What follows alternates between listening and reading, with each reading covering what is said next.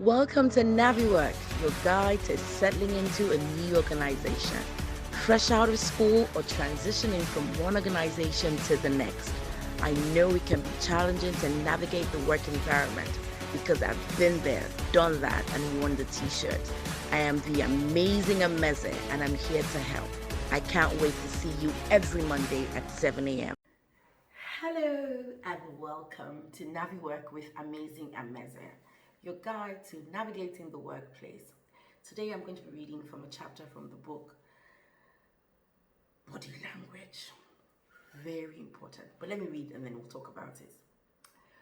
Body language or non-verbal gestures, conscious and unconscious, can communicate a variety of messages in the workplace. Whether you are aware or not, you use body language in both your private and public communication. Every time you have a conversation with a coworker, present in a meeting, or introduce yourself to a customer, aside from the language you use, you are almost always certainly communicating in a secondary way with some kind of body language. Body language can communicate several important messages throughout the workday.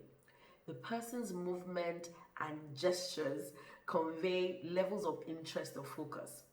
If someone makes eye contact with you, nods when you speak, or leans towards you when you're talking, you likely have their full attention. Where in contrast, the person is fiddling with their phone or fidgeting with their mobile phone while you're speaking, it somehow reflects a lack of interest in either the meeting or what is being discussed.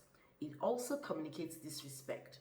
Consequently, staring at your phone while engaged in a conversation can leave the person you're speaking to feeling disrespected and frustrated.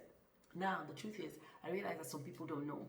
You're in a meeting, you leave your phone on just in case you get an important message that may even benefit the meeting. You're doing a presentation, your phone goes off, or you make a side eye. Everything is communicating something. And that's what I have found in my career, that sometimes you're raising your hand for some people may make them feel like you're disrespecting them, or your hand gestures make people feel uncomfortable, or just the way you look. The one that is very popular is people playing with their phone when in a meeting. It somehow makes people feel like you're not really interested, you don't want to be there. So I always advise, keep your phone on silent. You can say a call may be coming. Okay, put it on silent and let it be face up so that you can see the flashing light when it comes on. Almost always, people want to have your full attention. The Yoruba tribe in Nigeria have a saying, Oju loro wa. In other words, the conversation is in the eye. What they're trying to say is, talk to me when you're talking to me. Look at me when you're talking to me. It means that you're taking me seriously. Give me your full attention. I understand that in certain cultures, different things mean different gestures mean different things. For instance, once I went for a meeting with an Indian client, and every time he agreed with me, he shook his head. And where I come from, when you shake your head, you are in disagreement. But with that client, shaking their head was actually in agreement with me. So I was confused for a while. And then I realized that, okay, when he shakes his head, he's actually agreeing with me. So it may be advisable to be sensitive to the culture of the person you're dealing with or the person's communication style. But when body language is important, is to be sensitive.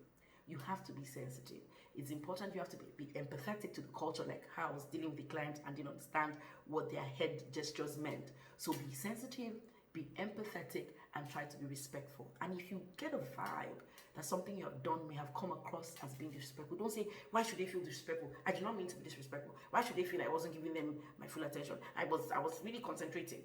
It's just how it comes across. So find out those sorts of cues that make people feel you're not giving them your full attention, and desist from having those in meetings. It will make your settling into an organization easier. I hope you found this useful. Remember, if you have any question, send us an email at amazingameze@naviwork.live. In the meantime, have an amazing week. Thank you.